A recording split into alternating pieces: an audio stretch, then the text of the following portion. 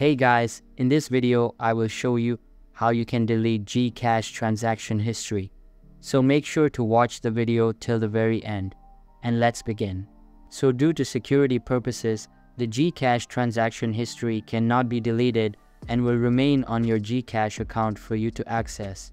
If you still want to delete GCash transaction history, the only way is to delete your GCash account permanently. Now, most of you will not do this, but in some scenarios you want to delete your transaction history. So the only way that you have is to deleting your GCash account.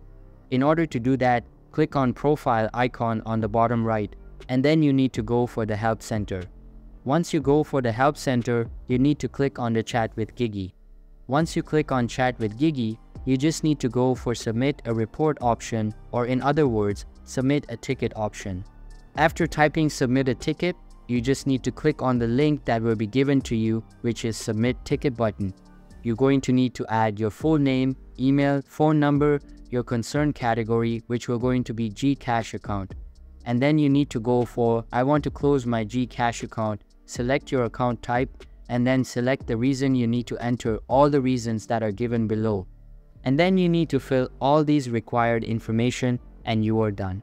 So that's basically how you can delete GCash transaction history.